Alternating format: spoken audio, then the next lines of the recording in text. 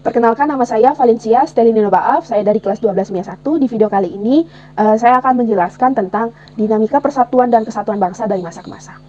Kita mulai yang pertama, di masa revolusi kemerdekaan Indonesia.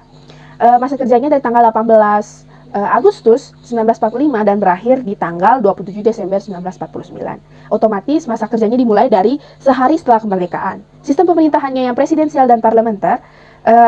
Otomatis kalau parlementer ini menggunakan Perdana Menteri, tapi pada masa ini masih menggunakan presiden dan wakil presiden. Dengan presidennya adalah Insinyur Soekarno dan wakil presidennya adalah Dr. Andus Muhammad Hatta.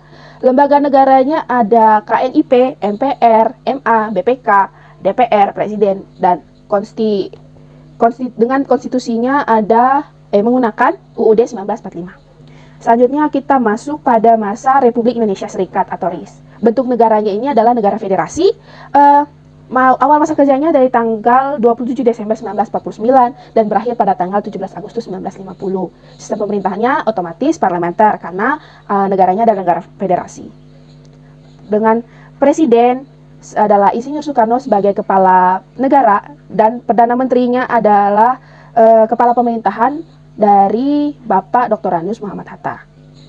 Lembaga negaranya ada DPR, MA, DPK, dan Senat. Konstitusinya mengikuti UUD Republik Indonesia Serikat. Selanjutnya kita masuk pada masa liberal. Awal masa kerjanya ini 27 Desember 1949 dan berakhir di tanggal 5 Juli 1959 juga.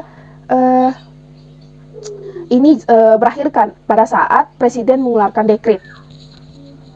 Kepala negaranya itu Bapak Insinyur Soekarno, yaitu presidennya, dengan kepala pemerintahan Dr. Andus Muhammad Hatta sebagai Perdana Menteri. Sistem pemerintahannya yang parlementer, konstitusinya UUD sementara Republik Indonesia yang kita biasa sebut UUDS 1950. Lembaga negaranya presiden dan wakil presiden. Sebenarnya maksudnya adalah presiden dan perdana menteri, menteri-menteri, DPR, MA, DPK, lembaga konstituante. Tapi lembaga konstituante ini dibubarkan pada tanggal 5 Juli 1959. Selanjutnya, setelah masa liberal kita masuk pada masa demokrasi terpimpin atau yang biasa kita sebut adalah Orde Lama. Masa kerja awalnya itu dari tanggal 5 Juli 1959 dan berakhir pada tanggal 12 Maret 1967. Sistem pemerintahannya yang presidensial artinya terpusat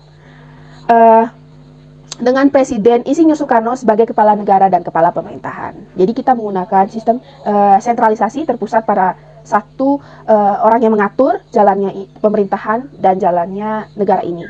Lembaga negaranya ada Kabinet Kerja dari Bapak Insinyur Soekarno, DPAS, MPRS, DPRGR, MPRRR, dan Front Nasional. Konstitusinya mengikuti UUDS RI 1950. Akhirnya pada masa demokrasi terpimpin ini jatuh, selanjutnya digantikan oleh masa Orde Baru. Masa Orde Baru ini, awal masa kerjanya 12 Maret 1967 dan berakhir pada tanggal 21 Mei 1998. Sistem pemerintahannya yang presidensial, artinya terpusat, dengan presidennya adalah Bapak Soeharto, sebagai kepala negara dan kepala pemerintahan. Kita tahu ya pada masa ini masa yang cukup kontroversial di mana jatuhnya masa Orde Lama itu menimbulkan katanya ada muncul super semar, surat perintah 11 Maret. Tapi yang pada saat ini bentuk fisiknya pun masih belum diketahui seperti apa.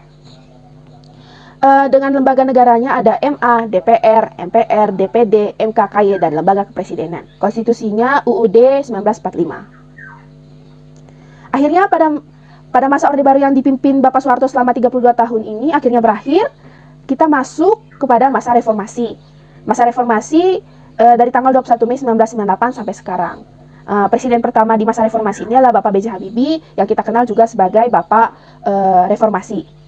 Bapak B.J. Habibie, lalu Bapak Abdurrahman Wahid, Ibu Megawati Soekarno Putri, Bapak Susilo Bambang Yudhoyono, dan yang sekarang adalah Bapak Joko Widodo dari tahun 2014 sampai sekarang.